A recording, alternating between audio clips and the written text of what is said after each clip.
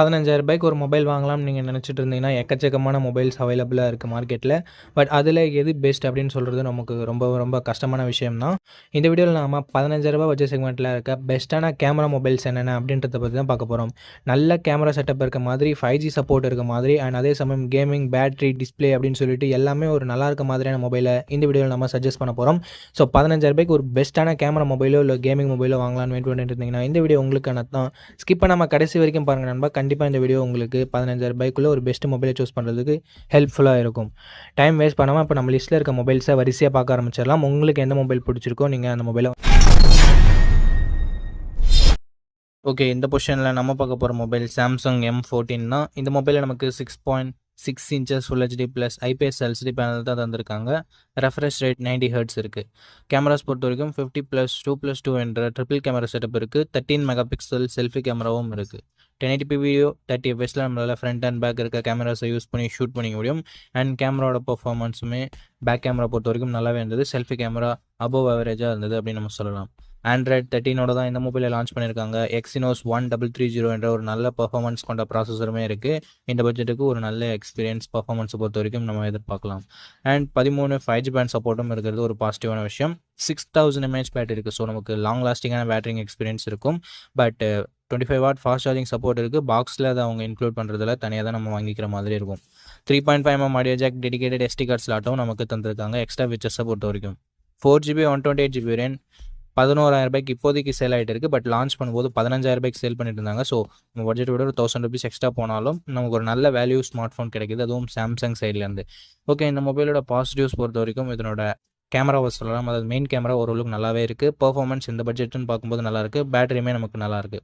But negative point வரும்போது display கொஞ்சம் பெட்டராக இருந்திருக்கலாம். பட் இதுவே ஓகே இந்த பட்ஜெட்டுக்கு. அண்ட் சார்ஜர் பாக்ஸில் இன்க்ளூட் பண்ணாதது ஒரு மிகப்பெரிய நெகட்டிவ். ஸோ இந்த பாசிட்டிவ்ஸ் அண்ட் நெகட்டிவ்ஸ் எல்லாமே ஓகேனா சாம்சங் மொபைல் வாங்க தயாராக இருக்கீங்கன்னா நீங்கள் இந்த மொபைலை கன்சிடர் பண்ணலாம். ஓகே, இந்த பொசிஷனில் நம்ம பார்க்க போகிற மொபைல் போக்கோ X6 Neo அப்படின்ற ஒரு மொபைல் தான். இந்த மொபைலில் நமக்கு 6.67 இன்ச்சஸ் AMOLED டிஸ்பிளே கொடுத்துருக்காங்க. ரெஃப்ரெஷ் ரேட்டுமே 120 ஹெர்ட்ஸ் கொடுத்துருக்காங்க.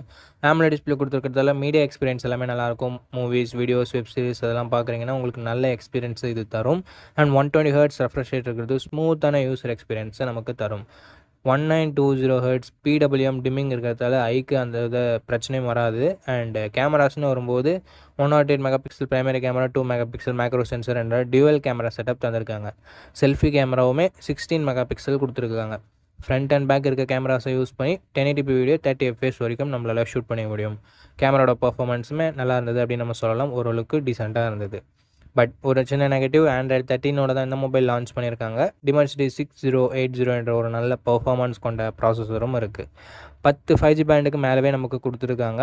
5000 mAh battery, 33 watt fast charging சப்போர்ட்டும் கொடுத்துருக்காங்க. 3.5mm ஆடியோ ஜாக் இருக்குது. ஹைப்ரிட் SD ஸ்லாட் இருக்குது. அண்டு போக்கோ மொபைல் அப்படின்றதால நமக்கு IR பிளாட்சருமே இருக்குது. ஸோ இது ஒரு சின்ன பாசிட்டிவ்.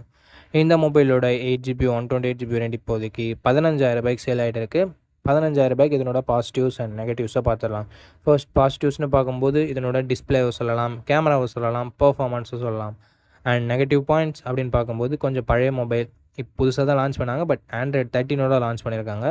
ஸோ இது ஒரு பெரிய நெகட்டிவ் இந்த மொபைலை பொறுத்த வரைக்கும். ஆண்ட்ராய்ட் 13நாலும் ஓகே அப்படின்னு நினச்சிங்கன்னா மட்டும் நீங்கள் போக்கோ X6 Neoவை கன்சிடர் பண்ணலாம். ஓகே, இந்த பொசிஷனில் நம்ம பார்க்க போகிற மொபைல் Vivo T3X தான். இந்த மொபைலில் நமக்கு 6.72 inches full HD plus IPS LCD panel தந்திருக்காங்க. அண்ட் ரெஃப்ரெஷ் ரேட் 120 ஹெர்ட்ஸ் இருக்குது. கேமரான்னு வரும்போது 50+2 என்ற டியூவல் கேமரா செட்டப் தந்திருக்காங்க. 1080p வீடியோ 30 fpsல நம்மளால ஷூட் பண்ண முடியும். செல்ஃபி கேமரா இங்கே ரொம்ப ஆவரேஜ் தான் இருக்குது. 8 மெகா பிக்சல் செல்ஃபி கேமரா மட்டும் தான் கொடுத்துருக்காங்க. இதுலேயும் நம்மளால் 1080p வீடியோ 30 fps வரைக்கும் ஷூட் பண்ணிக்க முடியும். அண்ட் செல்ஃபி கேமராவோட பர்ஃபார்மன்ஸ் ஆவரேஜ் தான் இருக்கும். 8 மெகா பிக்சல் கொடுத்துருக்கிறதால ஸோ செல்ஃபி லவர்ஸ் யாராவது இருந்தீங்கன்னா please avoid this mobile. And Android 14ஓட தான் இந்த மொபைல் லான்ச் ஆகிருக்கு. Snapdragon 6 Gen 1 என்ற ஒரு நல்ல பர்ஃபார்மன்ஸ் கொண்ட ப்ராசஸரும் இருக்குது. 8 5G பேண்ட் சப்போர்ட்டும் கொடுத்துருக்காங்க.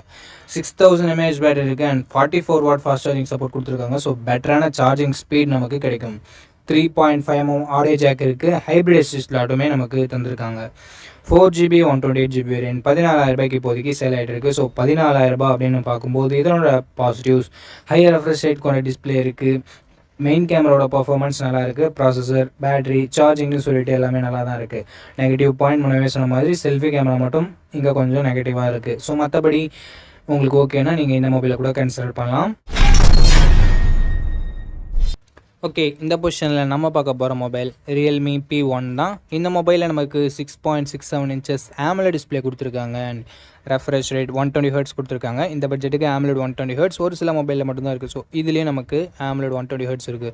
AMOLED டிஸ்பிளே இருக்கிறதால மீடியா எக்ஸ்பீரியன்ஸ் எல்லாமே நல்லாயிருக்கும். மூவிஸ், வீடியோஸ்லாம் வாட்ச் பண்ணுறீங்கன்னா உங்களுக்கு கலர்ஸ் எல்லாமே ரொம்ப ரொம்ப சூப்பராக இருக்கும் பார்க்குறதுக்கு. 120 ஹெர்ட்ஸ் ரெஃப்ரெஷ் ரேட் இருக்கிறது ஸ்மூத்தான யூசர் எக்ஸ்பீரியன்ஸ்க்கு நமக்கு தரும். 50+2 என்ற டியூவல் கேமரா செட்டப் தந்திருக்காங்க. 4K வீடியோ 30 fps வரைக்கும் நம்மளால் ஷூட் பண்ணிக்க முடியும். 16 மெகா பிக்சல் செல்ஃபி கேமராவும் இருக்குது. இதை யூஸ் பண்ணி நம்மளால் 1080p வீடியோ 30 fps வரைக்கும் ஷூட் பண்ணிக்க முடியும். அண்ட் கேமராவோட பர்ஃபார்மன்ஸுமே ரொம்பவே நல்லா இருந்தது அப்படின்னு நம்ம சொல்லலாம். Android 14ஓட இந்த மொபைல் லான்ச் ஆகிருக்கு. Dimensity 7050 என்ற ஒரு தரமான பர்ஃபார்மன்ஸ் கொண்ட ப்ராசஸர் இருக்குது. ஸோ இந்த பட்ஜெட்டுக்கு கேமிங்கும் கொஞ்சம் எதிர்பார்க்குறேன் ப்ரோ அப்படின்னு நினைக்கிறவங்க நீங்கள் இந்த மொபைலை கன்சிடர் பண்ணலாம்.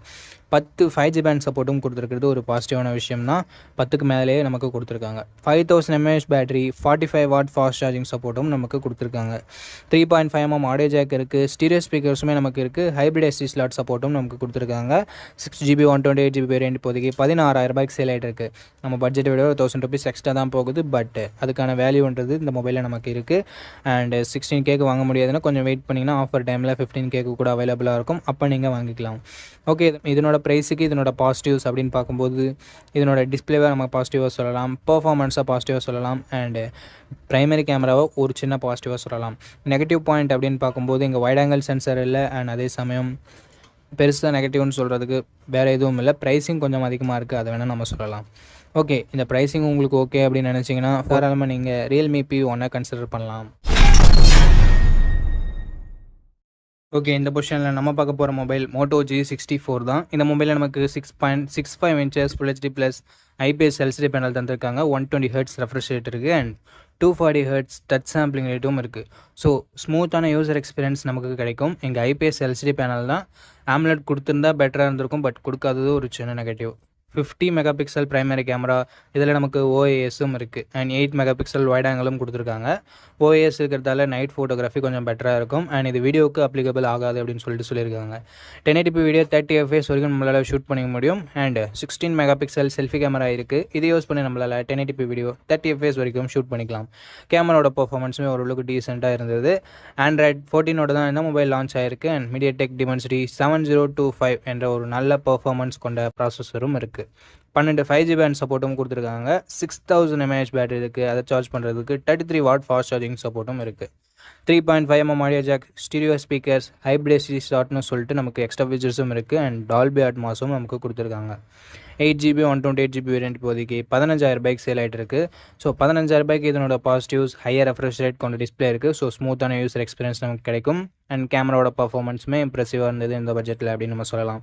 பர்ஃபார்மன்ஸ் பெட்டராக இருக்குது. பேட்டரி சார்ஜிங்னு சொல்லிட்டு எல்லாமே பெட்டராக தான் இருக்குது. நெகட்டிவ் பாயிண்ட்னு சொல்லும்போது பெருசாக எந்த வித நெகட்டிவ் பாயிண்ட்டும் சொல்கிற மாதிரி இல்லை நண்பா. ஸோ ஒரு நல்ல ஆல்ரவுண்டிங் மொபைல் வேணும் அப்படின்னு நினச்சிங்கன்னா நீங்கள் Moto G64 கன்சிடர் பண்ணலாம்.